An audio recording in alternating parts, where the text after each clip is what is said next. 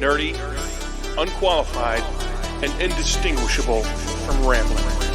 Welcome back to the A&D Show. I can't believe people actually listen to this show.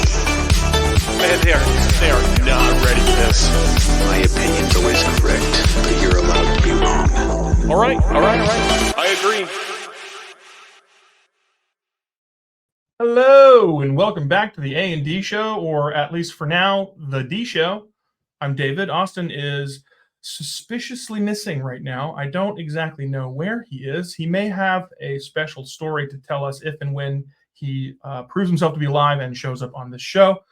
But we have a big deal for you tonight. We have a great show, special guest. But before we get started, this just in, longtime podcast host Austin and David have finally hit it big with their first ever legitimate interview with a filmmaker, Terry Weaver. That's this show, so don't miss it. So let me introduce, you guys know, you audience, listeners, viewers, whoever you are out there in the world, you know the kind of content that we do on this show. We do a lot of breakdowns of TV and movie shows. Television shows and movies. We do a lot of breakdowns. We do a lot of deep dives and that kind of content. Plus, we also enjoy the random deep dive into the mythical and exciting and sometimes mysterious. And that's kind of going to be a little bit of what we're talking about tonight. I'm going to introduce our guest tonight. This is Terry. And Terry is an exciting, I'm going to put this up here, Terry, real quick. If any of this is wrong, feel free to correct. Terry is a military veteran, an author of multiple books, and has a history of acting, and is, by his nature, an entrepreneur. He's going to tell us a little bit about himself. Tell us a little bit about yourself, Terry. Well, first of all, I like your guys' intro, the A&D Show, and then the subtle, I can't believe anybody watches this. We really can't believe it. It's kind of shocking sometimes. Today it's the T&D Show. That's right. So, yeah, that's all correct. And I did serve in the Navy. I was a Navy corpsman, and it's kind of a unique deal. They run around with the Marines and the Navy. I was stationed with the Marines. I did a tour to Iraq for a while, and it was great. And I learned a lot, and I felt like I was way too feral to stay in the military, so I got out because I joined the military because I didn't want anybody telling me what to do. And I left the military because I didn't want anybody telling me what to do. Yeah. It seems like a strange reason to join the military. The one place where you have absolutely no voice in your own life, and you join because you don't know what to do. So I was 17 and the logic hadn't quite kicked in yet. I'm not sure if it has yet. Yeah, right. So tell us about your history. So you're obviously you're an entrepreneur. That's a big part of your life. Vel Institute, I believe, is something that you created. Mm-hmm. Veteran entrepreneurial. What is that? Leaders, right? Yeah, Veterans, Entrepreneurs, and Leaders Institute. That was started back in 2013, 2014, and it's still going today. It's a nonprofit that serves veterans. And I kind of struggled when I got out of the military. Not kind of. I don't want to sugarcoat it. I struggled when I got out with a couple different things. But once I started to kind of pull myself together, I wanted to do something to give back. So me and a couple good people got together, and we founded an institute that connects veterans, entrepreneurs, and leaders, and does training for them and helps them build relationships in the community. That's awesome. And I've noticed, and I think this even ties in well with what else we're going to talk about tonight, but I've noticed a bit of a theme with you in the creative outlets of your life. You've written 5 books to date. You may be working on a 6th that I'm not aware of, but you've written 5 books, and almost all of them, if not all of them, and if it is all, please let me know, but almost all of them, if not all of them, have some tie to your experience as a veteran. And even your fiction works that you've done, your Eli Ridge novels, all have some sort of tie and some sort of hearkening back to that military experience.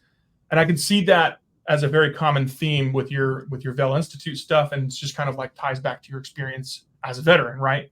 Yeah, that's correct. It was a very significant piece of my life, and I love it, and I want to use it to do good. So I write about military characters. I have some good stories about my military experience. I've kind of used some of the experiences as learning lessons, and I try to share those in book form. So you're correct, man. That's cool. I think that's one of the things we don't talk about as much on this show, maybe as we should. But my wife and I are very, and I'm sure Austin and his family are very like pro-military, pro like veteran, taking care of our veterans and respecting and honoring the people who fought for this country. And so we honor you for your service, and we honor you for the service that you're still doing as a veteran, and serving the other veterans of our country too. That's it's pretty powerful stuff. Thank you, man. Thank you. So, it was a blessing to be able to serve the country. So yeah, that's awesome. So tonight, though, we talk, and this show, I introed it with this, and to let you know, which I'm sure you probably already know if you've listened to any of our content, we talk a lot about movies and shows. Austin and I are very passionate consumers of good storytelling, and we don't pull any punches when it comes to our opinions about modern cinema. okay. If you haven't, and any of our listeners, if you haven't heard or listened, we have a few, I don't want to call them scathing because I don't think that's the right term, but we have a few very strongly opinionated episodes of this show dealing with what we think the struggle is happening with some of our content that's coming out of Hollywood right now. And I don't think it's any surprise that we're not necessarily the most thrilled about some of it. And it's not even just because of some of the messaging that we don't agree with or whatever. I think it's mostly just because we seem to see a dip in quality and a dip in value there. And one of the things that I think is exciting to see is that deficit and that void that's created when bad decisions are made by top tier people in places like Disney, Netflix, Paramount, wherever. That void that's created is then able to be filled with other independent creators, not unlike yourself. And I know that you have worked in that area before. I know that you were you were the lead character, and maybe are still. I don't know if it's an ongoing show or if it was a short-term series, but you were the lead actor in a show called Breaking Strongholds. Can you tell us a little bit about that show? Yeah, that's a faith-based mystery drama, and you can find it on Amazon Prime. It's called Breaking Strongholds, and it's really about a small town kind of in dismay. A popular figure moves to the town and kind of gets the town excited about his philosophy, and the town goes astray, and there's a missing teacher. So it is like a mystery drama. I really enjoyed it. It was my introduction to acting. In fact, my movie poster is back behind me. I'm not sure. Yeah, I see that. But I loved it, and I learned a lot. And we're in post-production on season 2, so that'll be coming out. I'm not sure if there's going to be a season 3 yet, but yeah, so good show. I will say I did watch the entirety of season 1, and I was so distressed at the end. To be like a good show, in my opinion, is a show that leaves you wanting more, but doesn't leave you wanting more and then never come back with anything. So I was so happy to hear that there was a season 2 coming. And when I watched the show, it was gripping. It was intense at places, and there's definitely some strong emotional pull in that show with the dynamic between your character and your character's children, which I thought was a really powerful message. So anybody that hasn't seen or heard of Breaking Strongholds, make sure that you go check that out. That's good content. You can see Terry acting in that show. I know that there's a film coming out, and I think the trailer drops. I think this episode will be live when the trailer drops. It drops on Friday, May 3rd, correct? Right. Yeah. Okay, cool. And that's a movie, a feature film called Parallels, the Triad. Parallel, the Triad, yeah. Okay. Mm-hmm. I don't want you to give any spoilers beyond what you're able to do, but can you tell us a little bit about that one? Yeah, it's a Christian sci-fi. I believe that's how they're labeling it. And yeah, I won't give any spoilers away, but it was my first role as a villain, and I absolutely loved it. I got to study some villains who I thought did a really good job. These are really bad people, because I needed to kind of embody that and play that character on screen. Mhm. And I think it comes across. My character name his nickname is Abby. It's really short for Abimelech. So if anybody knows biblical characters, he's a pretty bad character. And that's who I play in this film. But there's other, there's science fiction and things from other realms that come into play. And so it's a neat, fantastical story. I think it's some good writing. I was able to work with, I helped get one of my friends cast in the film who I'd met in acting school, and she's really good. So I helped out a little bit with the casting. I actually got to write a little of my character. So I'm excited about that. I'm a writer at heart. And so I got to help develop that character a little bit, because I thought he was a little flat. But we sorted that out, and Abimelech is certainly an interesting person. So I'm excited for that. The trailer will be live. Cool. I will try to add the link to the trailer to the description, the comments below in the description. If you're watching this on YouTube, I should be able to link it down there. So go check that trailer out. Just check out pretty much anything of Terry's. If you look Terry Weaver up on Amazon, you can see his entire collection of his authorial works. Check out his Eli Ridge series. They're really, really good. And shameless plug, I did all of his book cover designs. That's right, man. And you did a great job. I love them. So have you ever showed them off on the show? Do what now? Have you ever showed them off on the show? I haven't. I don't have them. Here, let me grab them. Yeah. This will be a double shameless plug. I just want to show off your artwork. Okay. I do have them out. They're on my bookshelf, but it's just in the living room where all of our guests can see when they come over. I can point them like, I made those. That's Terry's books. I made those. Yeah, and it's pretty cool. We got to collaborate on each cover. So yeah. I'm not sure how great this comes across. This is a display cover, but that's the Houston skyline there. Yeah. Integrated into the book. I love it. And I really liked that one a lot. Yeah, me too. Didn't you? If I recall, on this one, you took the photo of that tomb, didn't you? Yes, that is an actual tomb, I believe, down in Houston. And then the latest here. I really love this one too. They're all unique, man. You did a great job. So well, thank you. Shameless plug. So one thing, and this is, if you, any of our viewers, listeners, if you're faithful and you watch this show every week or however often we put out episodes, you'll recall a couple of weeks ago, we had an episode where we had another special guest, Corey, that came on, and we talked about Sasquatch. Sasquatch is a big part of my life. I think he's probably one of my favorite mythical characters of all time. And we had a great show. We talked a lot. We told a lot of stories, had a great time talking about that. And we might get into that a little bit tonight with Terry too. But if you haven't seen that episode, go check it out. Corey does a great job of sharing some really cool insights about the Sasquatch monster. And we talk about a couple of different stories that he's heard or that we've had firsthand experience with. Really great show. But at the end of that show, you'll recall, if you watched it or listened all the way to the end, we had a bit of an announcement. And that announcement was that I was actually invited to come along on board with Terry and a few others as a producer on a feature film that's coming out here in the future. I don't know how near, but the future. It's in production or pre-production currently, and it's called The Beast of Trinity Texas. And this is some of the artwork for the film. And this is kind of what we're talking about tonight. We're interviewing Terry because Terry is one of the executive producers of this show and is the writer of the original story for this film as well.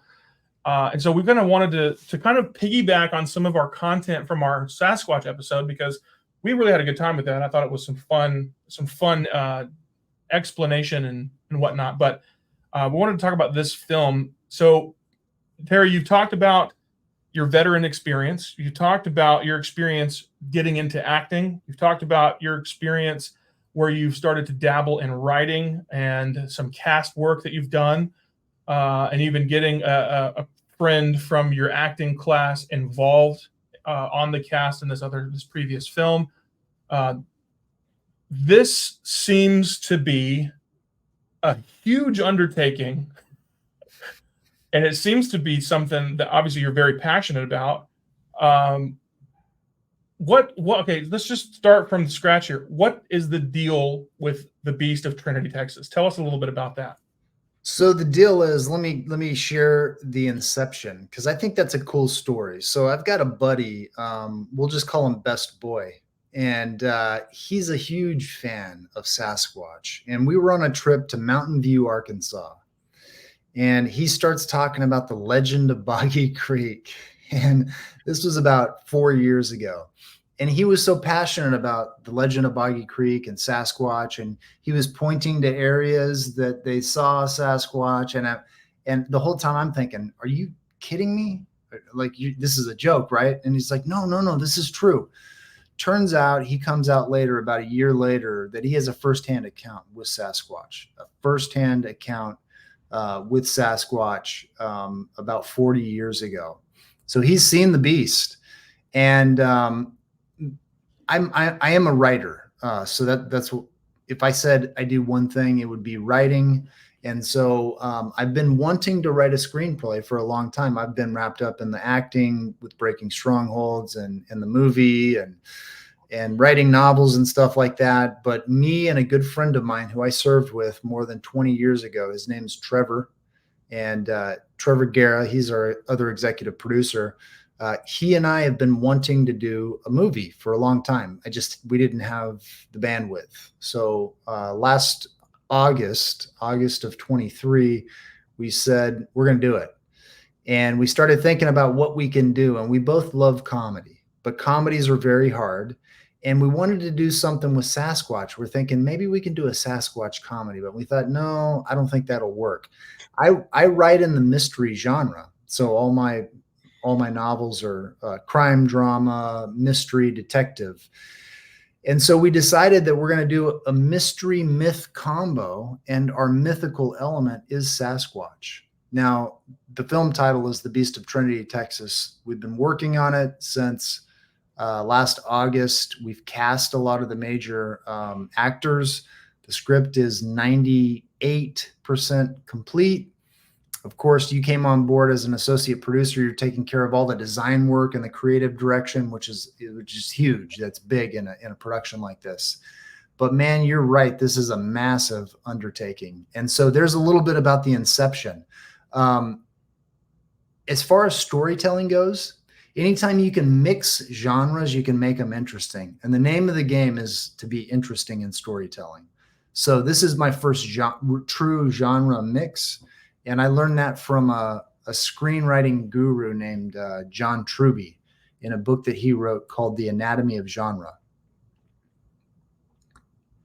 So you're mixing, obviously, mystery, mythology, or cryptozoology, I guess, in this case. And there's going to obviously be some elements of, and I would probably say lightly, some elements of horror in there as well. Some of that suspense and kind of, I don't know, maybe not jump scares necessarily, but some elements of that brooding nature of intense, suspenseful thriller, borderline kind of horror elements of that, which I think is, and I don't know how many people are like me in this world when it comes to film. And I don't know that we've even talked about this on this show that often, our preferences when it comes to the kinds of films that we like. But I really enjoy a movie that subverts expectations. There's nothing more irritating than a movie that you can see the end coming from a mile away. A good example, my wife and I just watched the movie. We just watched the Hunger Games quadrilogy. And one of the things, which if you haven't seen those films, they're good films. They're teen drama, teen love story, sci-fi. And that's kind of what you're talking about too, Terry, is kind of blending those genres together in an effective way. And I think they're quite good. I'm a fan. But one of the things my wife, she was really impressed with, because anybody who knows her, and if you don't, this will be something that you can know about her. She is absolutely insanely good at like picking out who the villain is and what their motives are without having to watch the entire film. And it makes me so mad because I love to watch films with her particularly whenever they surprise her or shock her, because she's one of those kinds of people who's extremely emotive. And so when something happens on screen that shocks her, she gets really physically engaged in the movie, and it's really fun. And so we watched The Hunger Games, and if you haven't read the books, they're like 15 years old at this point. If you haven't watched the movies, they've been out forever. I'm not going to worry about throwing spoilers out there, because if you want to avoid spoilers, you can pause this and come back once you've watched all 4 of them. Whatever.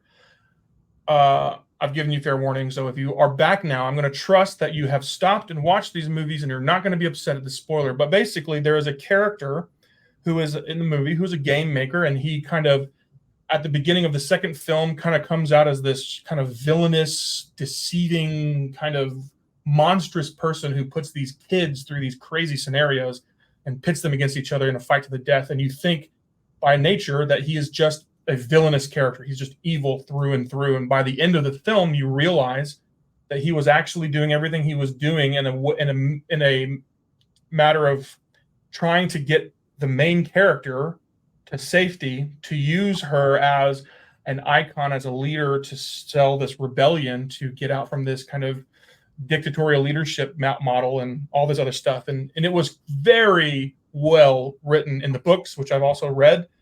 But it was very interesting to see my wife be like, wow, I did not see that coming. That was like my favorite part of the whole night. And so I love stories that do that.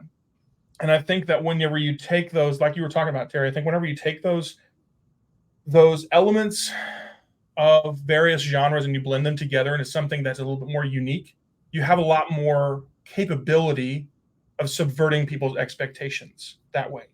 And I think that's my favorite thing. And I will say too, and I'll probably say this again whenever we're not on camera and recording for this podcast, but my least favorite thing about movies is trailers. I love trailers because I love to see a preview to get me excited to go see the movie, but I hate when trailer editors cut together a trailer that ruins the movie. Yeah. Terrible. I've told this before. I have another show that I do just for fun. It's called Opinions with Dave. And I did an expose on a show that was called Travelers or Flight 493 or some kind of something. And it was all about this show. There's this plane that just disappears and then all the people are brought back. And the trailer that they released on Facebook was so exposing of the entire plot for the whole show that I was like, I literally commented on there on Facebook. I was like, hello, production company, Paramount, whoever, CBS, whoever. I was like, hey, thank you so much for creating this trailer that tells me everything that happens in the show. So now I don't have to waste 14 hours of my life watching all the episodes of this show that I'm sure is good, but you've ruined it because you sent out this trailer. Oh, hold on a second. Looks like Austin has finally joined us. Austin. Good evening. Wait. That is accurate. I was going to be on earlier. I got into a gang fight. I won, but at what cost? No, At really. what In all honesty, my kids wouldn't go to sleep. The fatherly duties take precedent, and so here we are. No, I get you. Well, welcome to the fro, I guess. We're talking about, this is Terry Austin. This is Terry Austin. Terry, it's good to meet you. I've heard a lot about you. It's good to meet you. We've done a few shameless plugs, and we're right now, Terry has given us a little bit of the lowdown on his latest project, the Beast of Trinity, Texas. And what we were talking about when you jumped in was our kind of love for film, I guess, if I could boil it down to a single sentence, and how my preference when it comes to film, which I don't know that we've talked about this before, Austin, but my preference when it comes to film are movies that subvert expectations and that blend genres. Because Terry's talking about this film, Beast of Trinity, Texas, as a film that does just that. It basically takes elements of kind of a procedural cop drama, thriller, mystery, and then blends them really well with a mythological monster creature type situation, and which is exciting. Absolutely, which excites me. It's no mystery, my love of movies, high budget, low budget. I love them all. I will say this, Terry, in researching the movie, there you have an actress, and I can't remember the actress's name. Her name is Lizzie Camp. Lizzie Camp, that's in the film, and she was in a series movie called Camp Blood, Oh yeah. which to this day are some of my favorite movies of all time. I love the Camp Blood series.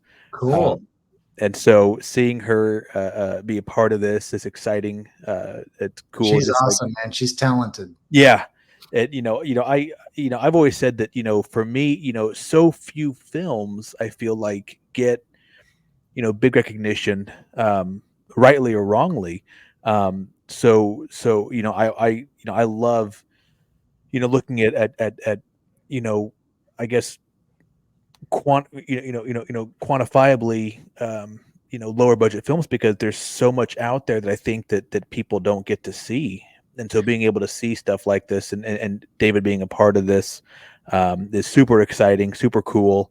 And I'm dying to see it. I think it's going to be a great movie. I'm excited to learn more about it. And, just cool to be able to interview you and talk with you. That's exciting to me. Very cool. Well, I'll let Lizzie know that you mentioned that. Absolutely. Huge fan. Huge fan. It's funny. So when you posted, or when the Facebook page released the cast announcement about her being on the cast, I shared it personally, and Austin immediately texted me, and he was like, when you meet Lizzie Camp, please tell her how much I love her Camp Blood movies. All right. I'm a huge fan. We got a big fan on board here. She was recently up in Dallas or Austin working on another horror film, so maybe it's another addition to this series. I hope. I think that it is, because when I looked her up on IMDb, her credits listed a 9th entry into the Camp Blood as in production and either pre or post production right now, which is cool. It's cool. She's a big time talent, which is awesome. But one of the things, Austin, we were talking about before you hopped on, which I think you may or may not have some input on this or want to weigh in on this, but we've talked a lot on this show about the problems that Hollywood is facing. We've talked at length many times about the problem with Disney's kind of quantity over quality problem that they're kind of facing with their Marvel content, with some of their Star Wars content, and that it seems like they're just wanting to crank out more content regardless of the quality of that content. And then even some other production houses putting out stuff that is creating this deficit of interest in the audience. Mm-hmm. And one of the things that I mentioned to Terry before you hopped on was that the cool thing about that, which we talk about it on here fairly often, and neither of us are super happy about it because we love film and television, and we want it to be good. We want it to be something that we're excited and passionate about, and we want to see creators and filmmakers and directors and producers be given creative control so that it can be something that the fans actually want to see. But one of the benefits, I guess, of that kind of gap, that deficit in interest from the audience, is that it opens up a window for independent filmmakers like Terry to jump into this scene with something that maybe is a little bit more of an interest, even though the production value may be not quite to the level of something you'd see from a Disney film production, but also you're looking at something that is in a fractional budget and can be more lucrative to an independent filmmaker, but that still tells a great story. And we've talked about it like you said, quite a bit in the past, especially recently. That I think about me. I have a full-time job. I've got kids, so my time to be able to sit down and watch a movie is very limited. And so when I get the chance to, I want to see something that's good and something that to me, David, I've told you before that this is not a political podcast or something like that. This is just us talking about stuff that we love. Yeah. But for me, I don't want to sit down to relax in my limited free time and be preached at or talked. I just want to sit down and have fun and enjoy what I'm viewing. I don't care who's in it. I don't care what it's about. I just want to have fun. Yeah. And I think that part of the problem is that we've forgotten that, or I guess studios have forgotten that people are here to be entertained. You know, I'm not looking for a soapbox every time I go watch a movie. I want to have a good time. Yeah. And so, we've talked about that, and you see that a lot with the quantity versus quality, is that, if this costs me $1 million to make, but I make, $1.1 million, I'm coming out ahead. And it's just, to me, it's such a fallacy that it used to be, there were what 10 tent poles a year, maybe 12, maybe one tent pole per month for moviegoers. And now it feels like there's a subjected tent pole every week, and most of the tent poles, they just don't hold up. And so, I like this notion of quality over quantity, but like you said, because of that, the independent filmmakers, they don't get the credit they deserve or the eyes that they deserve. And so something like this that may be different, I'm super excited about. Yeah. Terry, you have any weigh in on that? Yeah. So I think for a storyteller, the number one goal should be to entertain, not to teach, not to push an agenda. But when you have strings attached to your money that goes into making the film, you got to do what the money people say. Absolutely. The good thing about us is ours is independent. It's got independent financing, and we're going to tell a message. We're going to tell a story that's entertaining. That's our number one goal. So I'm saying it here, and it's going to be entertaining. It's going to be fun, and it's got some deep meaning to it, even though it is a creature feature and it's got a Sasquatch in it. So I'm excited about that. Which I want to say this, Terry, is that I love the creature features. Like, I've always loved, some of my favorite movies growing up as a kid that liked the horror-esque films. The Thing, The Fly. I loved Harry the Hendersons. Like, that was like a staple of my childhood. Yeah. Not necessarily a creature feature necessarily, but David knows my love of Gremlins. And so, stuff like that. I've always really enjoyed, those type of films. And, even the ones there aren't a ton today. I guess you could quantify something like Jeepers Creepers, I guess, in some regards in that fashion. But, I've always liked that suspending reality for a moment and just having fun. I think in the vein of the creature feature, you've got films that are iconic in that kind of vein.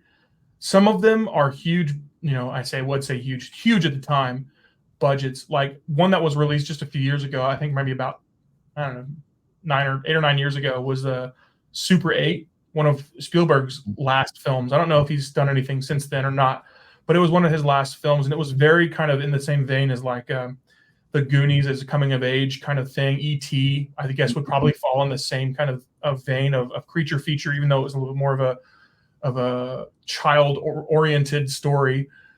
But that is like, those are kind of some of my favorite films just in general. I've seen Super 8 like probably half a dozen times, and I've loved it every single time. And it's not even one of the greatest ones there is. It's just really, really good. But one of the things that I love, and this is something you kind of touched on it a little bit, Terry, and I guess you kind of did in your own way too, Austin, is with Hollywood. Terry, you touched on this really specifically. With Hollywood, you've got a big budget feature and you're getting a lot of money from a lot of places, and you have to do whatever that money tells you to do. Now, we have seen some areas where filmmakers and directors and things are given a bit more creative license with that money and have been able to create things. I think a good example of that would be, like we talked about last week, The Batman is a movie that Matt Reeves was given a lot of license to be able to create that the way that he wanted to. The Joker is another one that's very similar to that. But whenever you look at these films, you have to think about whatever the agenda that they're preaching in these is probably because they're forced to by the people who have their hands on the money. And one of the things that I like you said, Terry, about this particular film being being more independent of those kinds of kind of commandeering or commanding opinions and voices is that you can put messaging in there in whatever way you feel necessary. That like we talked about before, with your books and with some of your other projects, some of them being faith-based, some of them being very pro-military, pro-veteran in some aspects.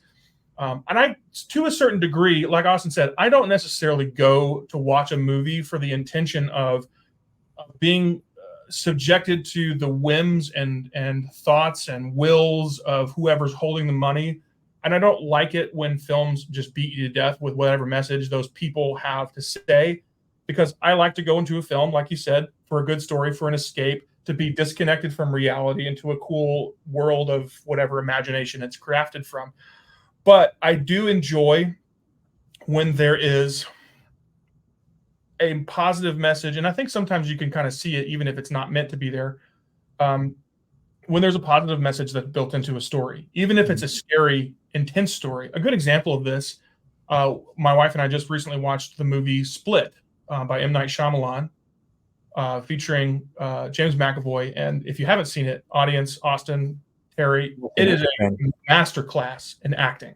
It's phenomenal. Some of the things that he does just with his facial expressions, changing from different personalities and this dissociative personality disorder thing that he's got, it is really fantastic to see. But one of the things that we finished watching the movie, and at the end of the movie, we were both kind of left with this kind of, and we both kind of told each other before we even realized that we were having the same thought. But there was an interesting positive undercurrent message happening at the very end of that film that basically is this idea that your brokenness isn't something to be ashamed of. It's something that can carry you forward and you can do something good with it. And your brokenness is a beautiful thing. And they had a really kind of twisted way of saying that message. And it was a very intense, and I don't want to say scary, but very intense and stressful movie. But I enjoy that whenever you find a way to creatively, I think is probably the hinging point in this part, when you find a way to creatively say something positive to your audience. Because let's be honest, we live in a crazy world with a bunch of crazy people. You walk 10 feet out your front door and you're bound to meet some wacko who God knows what's going on in their brain. It's a crazy world out there. And the whole idea, in my personal opinion, the whole purpose of film and television is to be an escape from the craziness of life. And if you can do that while simultaneously and even sometimes subtly or whatever, putting some sort of a message in there that is not going to make you want to go to sleep and cry, I think that's a good thing. And without giving away anything, I feel like there's some of that in most of the projects, Terry, that you've worked on. I know you're a very faith-forward person, and I find that you have a really good knack for infusing that in a way that doesn't feel abrasive. Not that you're hiding your belief system or hiding behind your art, hiding your faith or whatever behind your art, but I find it really intriguing that you're able to find a way to infuse that without it coming across as preachy or in your face or offensive even. Yeah, I think a good resolution is what the audience wants. So if you give the audience that in some form or fashion, I don't like getting to the end of the movie and not having some kind of good resolution. And what I mean is, like, on the good versus evil spectrum, when it ends in a neutral way or even on a negative way, that leaves me wanting more. I think that is one thing that people want, is some kind of good resolution in a film. I agree wholeheartedly with that. Yeah. And our film has that. And I don't know if this has been touched on yet, Terry, or not, but I've always wondered. So you watch a movie and you get to the end and the credits roll. Have you talked about what a producer does yet? Because I'm very, very curious as to what a producer's actual role is in a movie. Yeah, there's a lot of different producer roles, so we could talk about each one, but they do everything. They do everything from casting to bringing, they are the point person for the entire film. So an executive producer typically is the person in charge, and then there's other producers that help them make the thing happen. I got you. So Okay. they do everything. Okay, that's good to know, because I've always wondered. I've always felt like I've had a good feel for like what a director does, in the sense that they're behind the camera and they're directing the shooting. But I've always kind of wondered, like, what the producer does. So let me give you a little more specificity. So typically, a story is written, and whether that's a spec script or it's a script that a studio wants to produce and they hire a writer, once they have a story, then they'll find producers to actually pull everything together. And the producers may find the director, or the studio may find the director. In this particular instance, I wrote the script and we had our producers and director at the very beginning, but I was always going to be the writer and one of the executive producers. So producers really are the kind of the team captain that pulls everybody together, puts them in the right position. There's all kinds of producers. There's line producers. There's all kinds of different producers that wear different hats. We're going to wear a lot of hats. So now, so I would imagine that on a more independent film, the producer's doing a lot more than potentially on a larger film, or would it be about the same amount of work? No, they'd be doing a lot more on a smaller film with a smaller budget. Yeah. Not to minimize the big budget. Right. No, correct. A lot too. But yeah, the more hats you have to wear, the smaller the budget. And this and this is a book that you've written, correct? So you've written it, or is it just a script only, or is there a book? No, this is a standalone original script. Okay. Original screenplay. Awesome. Yeah, it's very similar to some of the stories I've written, but it includes this mythical element. So it's different also. I'm excited about it. I think it'll be a fun watch. I look forward to being able to see it and watch it. That might be one I have to get together with David to see. So that may be it's not predictable. It's got some great twists in it. It's got some meaning to it. But number one, like I said, we want to entertain people, and You're speaking my language, Terry, because good. I heard it when I came on David talking about trailers that ruined the movie, and every single thing that's going to happen. And I've seen some trailers like that where it's like, okay, well, I just watched the movie. And so I'm excited about a movie like this that there's a lot of twists you don't see coming, and I like that. That's my kind of show right there. Good. One thing I think that we'll definitely have to do, and this will be something that will be viewers, watchers, audience, worldwide, I guess, whoever's out there listening in the dark expanse of the internet. This is something I think will probably, when it happens, it'll probably be a few years from now. But I want to go ahead and go on record and say that Austin and I, when we do get to finally screen this film, when it's completed, we will this will probably be the first ever film that we do a dedicated review episode to. Yep.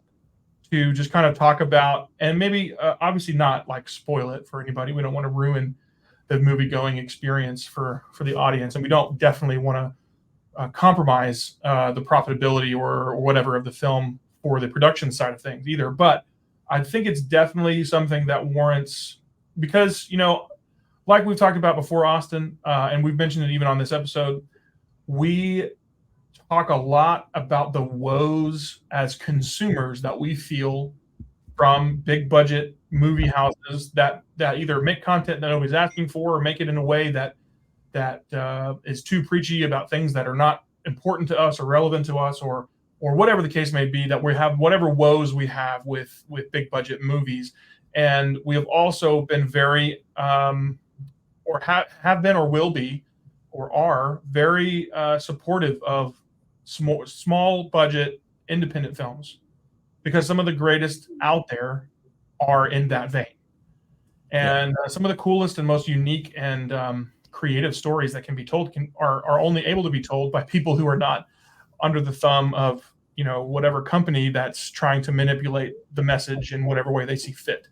And so I think this definitely will warrant, and I'll go ahead and go on record as saying that when we've screened this film, we will do a dedicated review, spoiler-free review. Yep. Because I think it warrants it, and we want to give as much publicity to Terry and 100%. crew and cast. So we're excited about this project. I want to know if you can share, Terry, and if you can't, this is fine. But I want to know what does the process for this film look like right now? Like, where are you at with it? Can you share any of those details? What kind of like, what does the project look like from the inside out? I know we get a lot of like for example, the new Deadpool Wolverine movie that's coming out. There's been so much BTS footage or like propaganda, not propaganda, that's not the right word, paparazzi photography of them shooting behind the scenes and all this kind of stuff, and speculation, and there's whole YouTube channels devoted to diving deep into every subtle detail in a trailer and all this other stuff. So there's lots of content about from the outside looking in and trying to interpret what does it look like from the inside coming back out.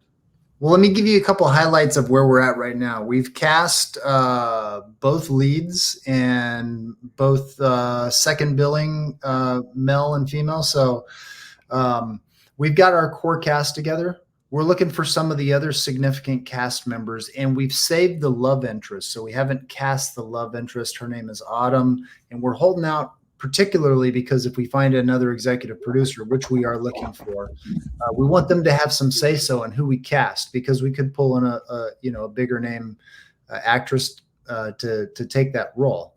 So we've done things pretty unique. We did a film launch recently, which basically we put together a preview video, and we did as you know, we held a big party. We invited all of our friends. We showed a preview that we still haven't released yet that included some actor interviews, and we shot the photography that's going to end up being used on the poster. So that was just a big party that we put together. So we're working on some key cast members.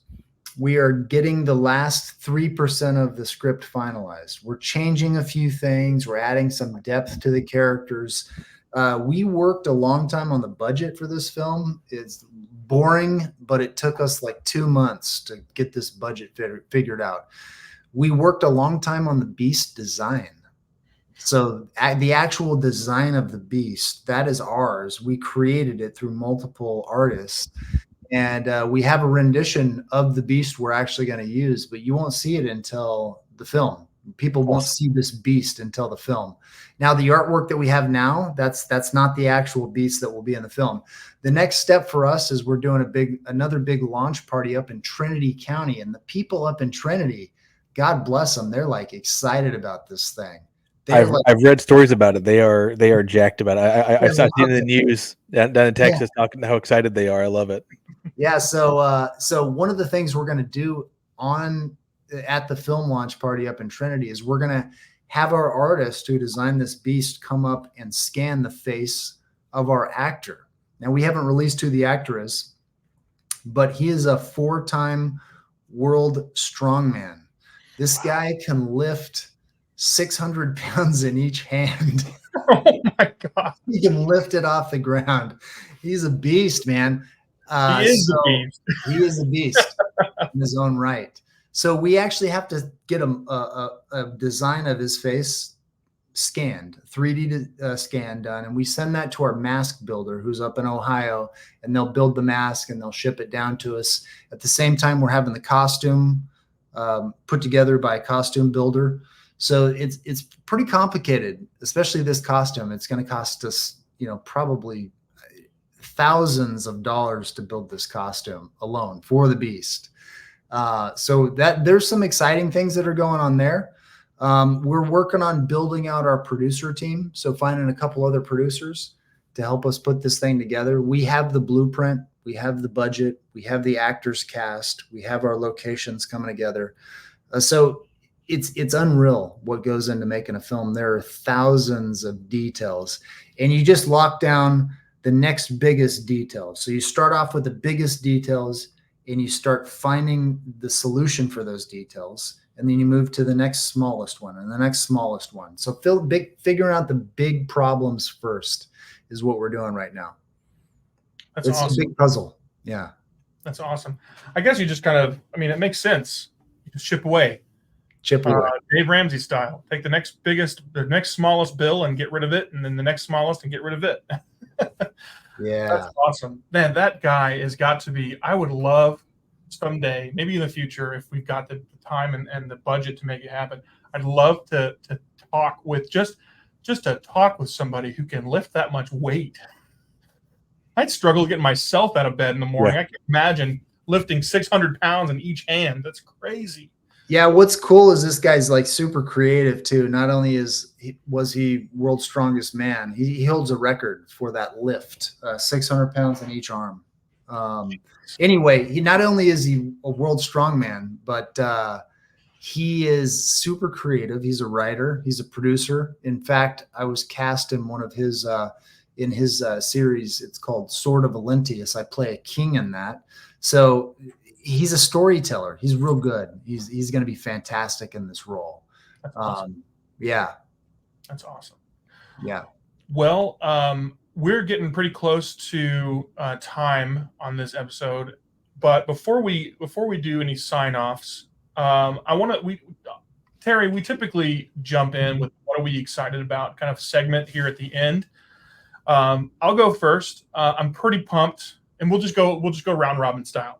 Talk about what we're excited about and use this as kind of our sign-off for tonight.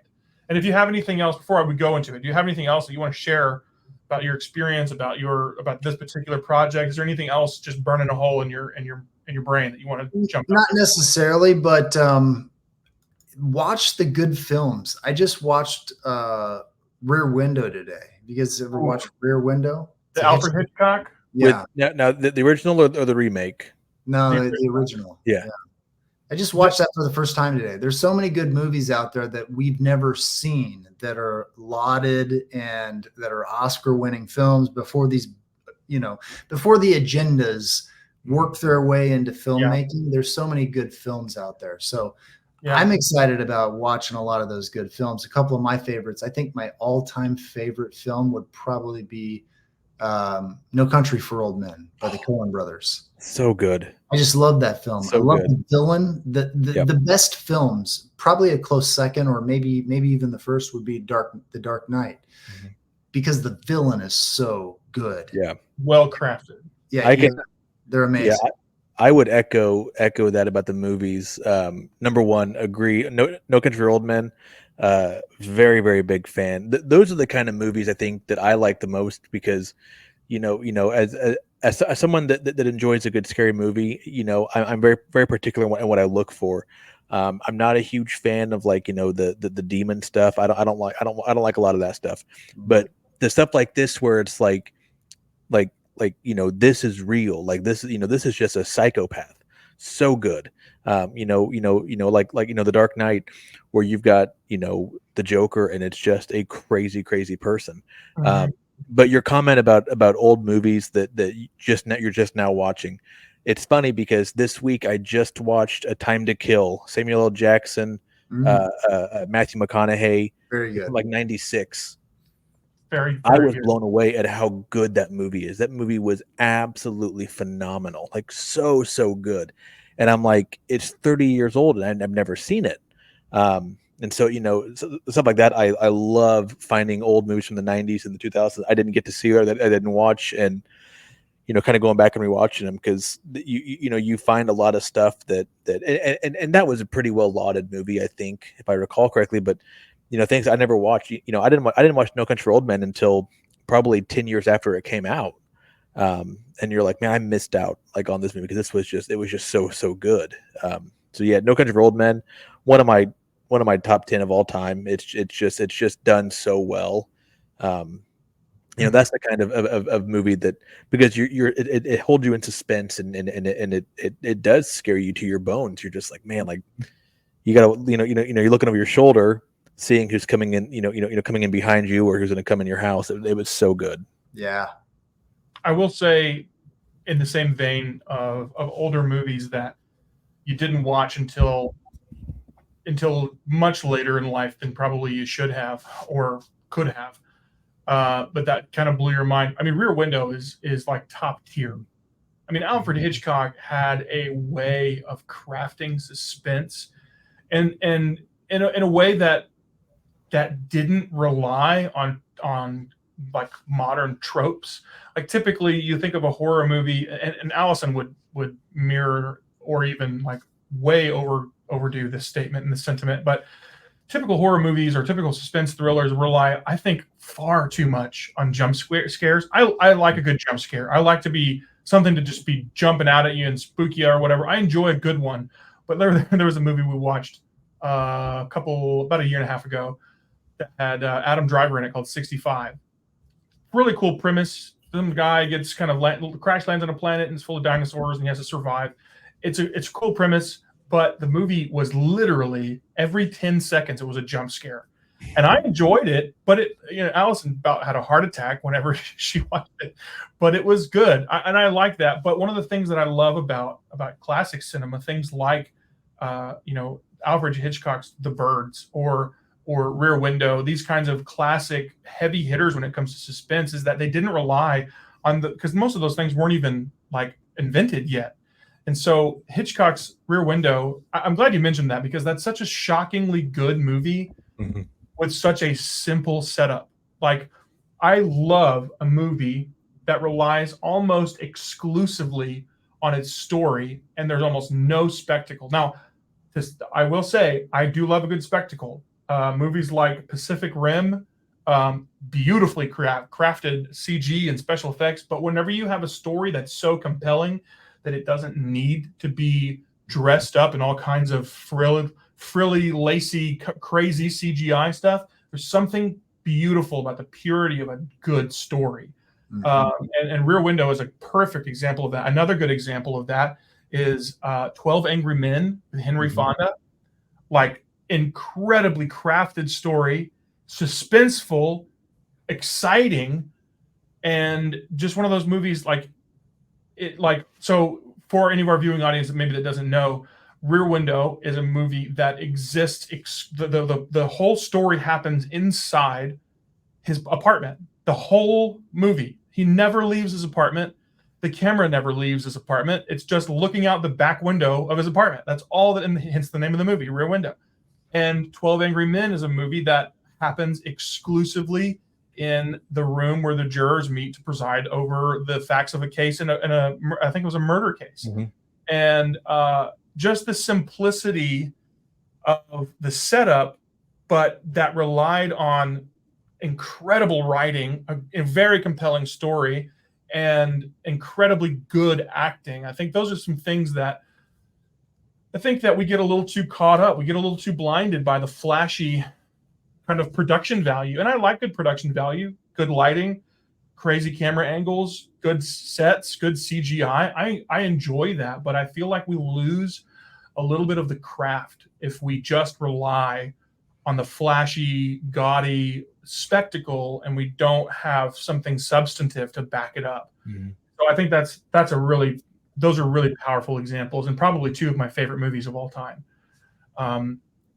A third would be, you're going to laugh at this, and maybe I've mentioned this on the show before, but a third would be the 1959 James Mason helmed Journey to the Center of the Earth with Pat Boone. Just the goofiest. They took like giant iguanas that were, maybe 18 inches long, and they filmed them from low angles and made it look like they were 30 or 40 feet long, and those were the monsters at the center of the earth or whatever. Well made, but it was just a different era. And I honestly, I wasn't alive then, but I miss it. Can you miss an era that you didn't live through? Sure. Yeah.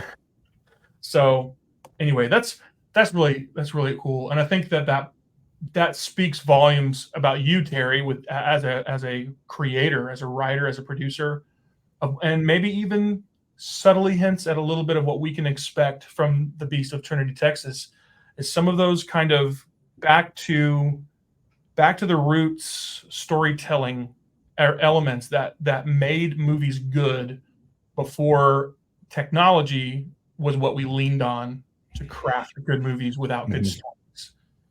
So anyway, what are we excited about before we go off air for this episode? What are we excited about? Anybody want to start? I can start, or Austin. Go for it, David. I'll let you start it off. Well, first of all, I'm excited about Beast of Trinity Texas. I'm honestly genuinely pumped about it. I've talked to my wife about it. I've talked to my father-in-law about it. I've talked to my mom. I've talked to my brother. I've talked to my dad. Everybody that I can. And it's not like I'm, just so you know, Mr. Executive Producer over there, I'm not sharing anything that I shouldn't be sharing.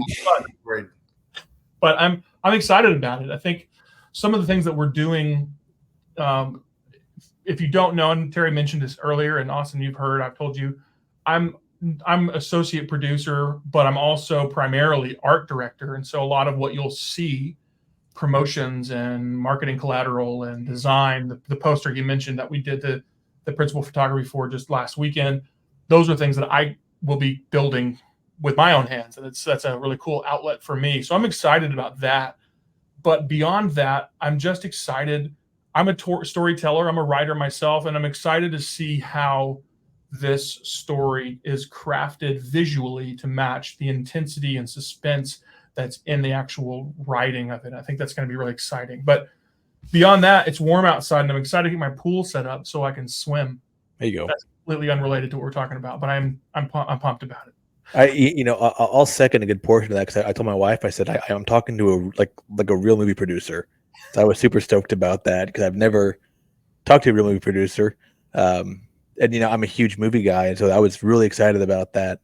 Aside from the movie, obviously, I am excited that I'm going to be building my kid's new playset this weekend. And by excited, I mean not very, because it's a 130-page manual. So I'm super stoked about that, because I've only been asked 10 times. Came in last week, when are you going to put it together? But we've had a lot of rain here in Illinois, so it's been kind of rained out, and so we're going to get some rain tonight and then clear for the next 2 days. So I'm going to work on that. Lucky me, and that's I guess that's my lucky thing. And then I'm excited that I've gotten through a good majority of the Fallout series, which I've been talking about how excited I was about this series. I'm watching it with a friend of mine from work, and so I've not finished it yet. We're kind of doing one episode per lunch, and it's as good as I hoped it would be. So if you've not seen the Fallout series on Amazon Prime, I highly recommend it. It feels very true to the game, and it's been a very, very fun watch these first 6 episodes thus far.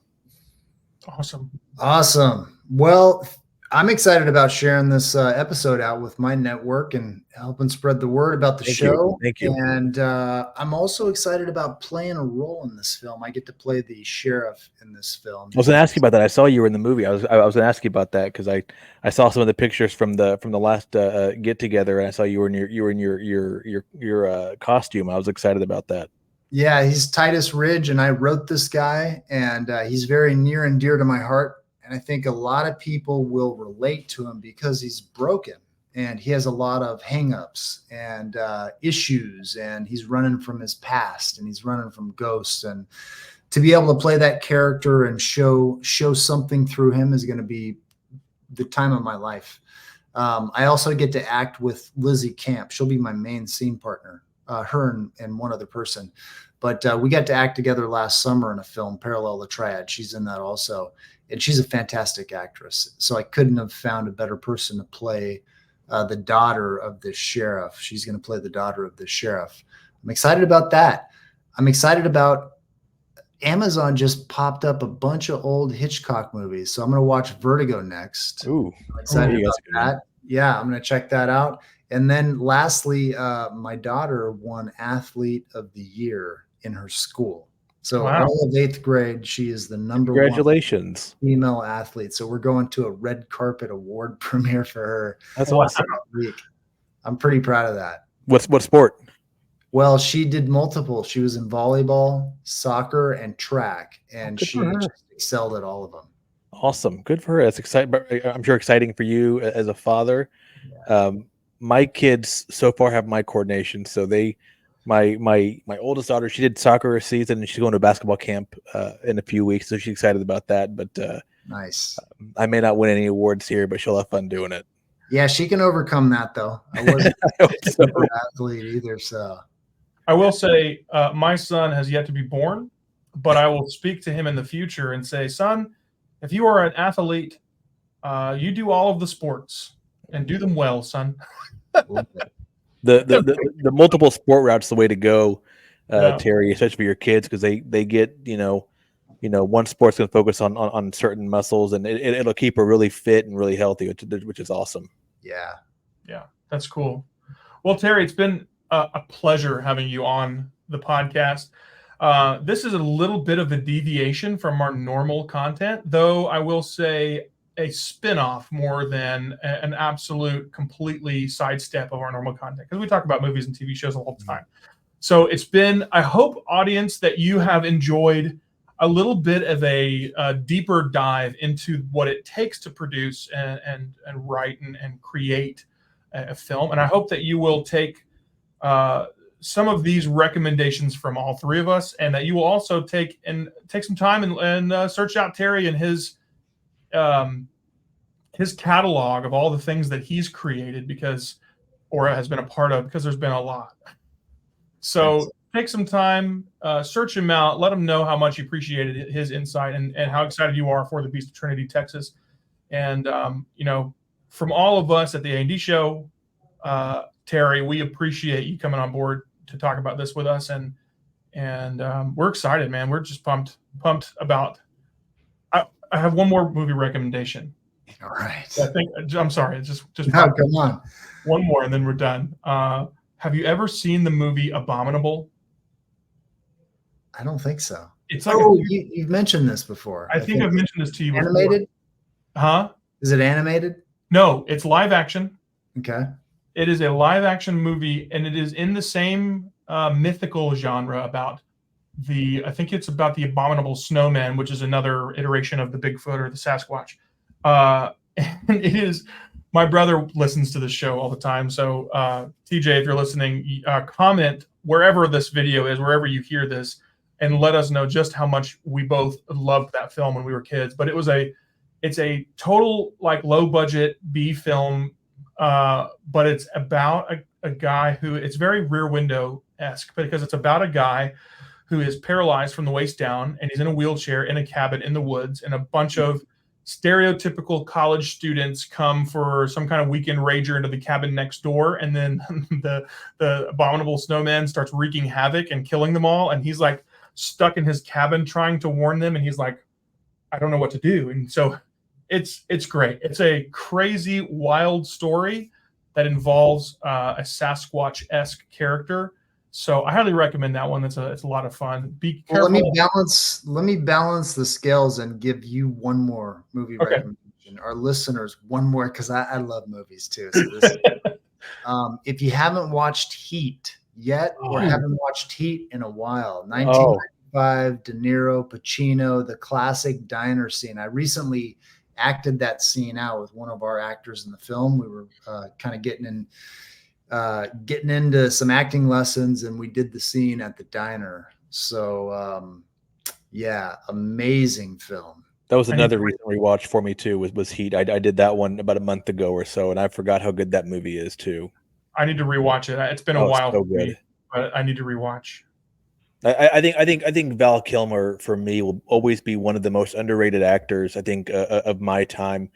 And as he's gotten older and his health's declined, I mean he was so good in Heat. I mean, I know that it was Pacino, De Niro. I know that was the focus of the movie, but Kilmer's character was just a second to none for me in that movie. I thought he really, really made the movie for me. I thought Val Kilmer was just phenomenal in that.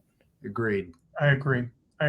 And with that delightful note, thank you all for watching. Thank you for listening. Thank you, Terry, for joining us. Absolutely. Thank you, Terry. Pleasure. For being fashionably late. Did my best. I blame the kids. Yeah. Whenever they get old enough to listen to this content, they'll be so proud to know that you blamed them for being late to this episode. True. No, they know. Oh, man. All right. Well, thank you all so much. We'll catch you on the next episode. Have a good night.